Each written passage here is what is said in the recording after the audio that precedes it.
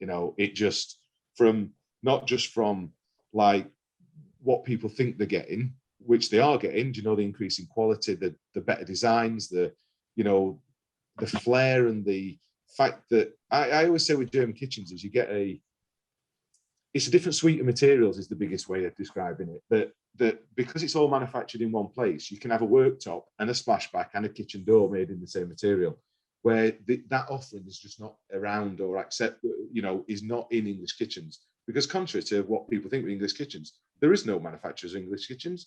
There are carcass manufacturers that then go and buy doors in, then go and buy worktops in, then go and buy handles in, and then put it together and say, this is our kitchen offering, if you like. And even some of the guys that, like your masterclass in places, they're buying doors in. They're spraying them, but they're buying doors in.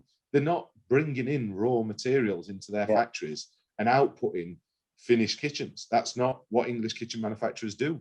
And they won't cut splashbacks, worktops, breakfast bars, kitchen doors, all that kind of stuff into the same material. So yeah, are they better? Absolutely. Best thing I ever did for my business. And just from a remedials point of view, from a warranty point of view, from not having headaches that come back from jobs, it's just, we wouldn't be able to do the volume we did today without it. Yeah, we always have to answer that question too quite often to clients. But for me, it's just being over to Germany, and of course we've been to the Schuller factory on multiple occasions. The manufacturing process there is you couldn't replicate that over here in the UK. I think we're perhaps 15 years behind the Germans. They sell us all this secondhand machinery that's just been totally decommissioned, and the manufacturing process is just phenomenal. But it's really difficult to pick clients up and take them over to Germany, just to show them the manufacturing process. But it's completely different. They make a much better product. I think for me, one of the biggest differences is that with a British, there are some fantastic British manufacturers out there that make some awesome kitchens, but they tend to be small, independent companies. The bigger a company gets in Britain, the more they feel like they've got to use cheaper materials to. So it's all about price. It's very much price-driven, British manufacturing, whereas German manufacturing is all about quality. So just because, Nobilia makes 3,500 kitchens a day, Schiller makes 600 kitchens a day, but they never change a material because it's cheaper. They'll only change to a better quality material if it's available, because they know it's going to last. For me, it's the mentality of the two different countries in how they manufacture products. I describe that as being Germans are black and white. It's right or it's wrong. There is no negotiation. They do not sell you a 600 pull-out. They don't do it because they're not confident that they can get that 600 pull-out to live through a customer abusing it. That's great. Does that not give you security that that's their principles? They don't do gloss worktops because they know they're not fit for purpose. They don't do vinyl wrap doors because they know they fall apart. And they just giggle at us because they go, oh, you English? Yeah. You're still selling vinyl wrap doors? 15 years down the line after you realise that they started falling apart, and you still continue to sell them to customers. Why? Because it's cheap. It's a cheap way to make a door. Yeah. But why would you want to give it? They just compute and go, but why would you want those problems? To them, it's kind of, it's not even negotiable with them. Why? Why would you want those problems to come back and fight them later down the line? But I think the Germans build kitchens to last, whereas there's a lot of like the budget suppliers, and without mentioning too many names, but there's all the entry level, what we call the entry level kitchens. They're designed for repeat business. So every 6 years, your kitchen's going to fail and you put a new one in, and the price replicates that. So if you could buy an entire kitchen for 5 or 6 grand and it lasts you 5-6 years, then you're onto a winner. So and that's the British mentality, is keep replacing it. With the Germans, let's keep it so in 10 years time it's going to still look as good as the day you put it in, and it's going to last you 20 years. So it's a completely different. That kind of brings you on to there, is that the Germans' concept is they actually a high long-term rental in their country. So, but you rent a house without a kitchen, you buy a kitchen for that house, that's a rental house, and then you take that kitchen with you when you move. You know, that they're not throwaway kitchens, they're kitchens. They are kitchens that last for 20 years, and they will take them when they go with them and have them refitted, because then that's why the ease of fit, they're going to last.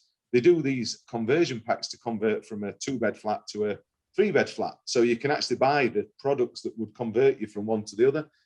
It's a completely different way of kind of looking at what they do, but there's certainly not a throwaway mentality when it comes to kitchens.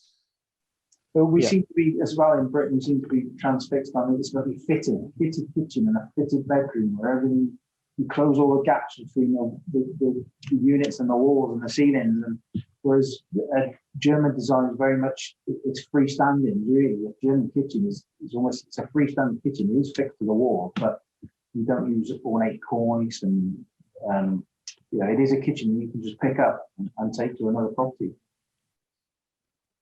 Yeah. And I can't think that anyone would accept that now. You know, anyone would think, well, how I'd refit this. You know, I have customers that come in and go, I want an extra couple of cabinets, but I'm not going to add cabinets into my current kitchen. I'm going to scrap my kitchen, throw it in bin, and buy a whole new kitchen. Yeah. You know, great for us, you know, but because we're now doing a full kitchen, not a remedial job that we probably wouldn't want anyway. So yeah, it's a different way of thinking, but it just gives you that comfort when you realize their mind is set to completely stop hassle from their perspective. You know, they don't want comebacks. They can't afford. You generate a door. I always say this to a customer. You generate a door that's a new door in the range, and suddenly it takes up within a year 20% of the sales in your kitchen. That means that suddenly you're doing 3,500 kitchens a day, which is actually more like 4,500 at minute where they stand at the moment. But 3,500 kitchens a day, suddenly 700 of those are in this new door. You get 3 years down the line under your no quibbles warranty that the Germans offer. You multiply 700 kitchens a day by 3 years worth of manufacturing, and then realize that they're all over the world. How do you put right these problems? You don't. Your company's bust. So this is why there's no negotiation on making sure that these are right in the first place. Again, that's another big difference. Germans won't quibble over a warranty issue. We find, especially with Schiller, we've not dealt so much in the video at the moment, but when we deal with Schiller, if there's an issue, it's an email. We send them an email, we tell them there's a problem, and it's sorted. They'll send a new part out. It takes a little bit longer because it's coming from Germany, but there's none of the quibbles that you get from British suppliers where there's no small print issues. And that you shouldn't have done this, and you shouldn't have, you know, there's no questions asked. It's just, I mean, I've had it before with both manufacturers where we know that it's something that the customer's done, but the German manufacturers will send out the new parts, but send it out with a care and maintenance manual to say, look, issue this while we're doing it to your customer, and let them know that they cannot do that again. And if they do that again, then we won't stand to the warranty of it, because it wasn't a warranty issue in the first place, but we want to make sure that your customer's happy. So they'll stand to it when they know it's not their problem, you know, but they just want to keep that customer informed and say, look, don't do that to it, and you won't have that problem again. It's tested to certain points, but you can't take it beyond that, because you are going to run the risk of damaging it. The principles are great, and they just look after us. You know, they want us to run a successful business, and they want us to believe in them, don't they? And if they don't back the warranty, we lose faith in them, and then we don't want to sell them. So, yeah.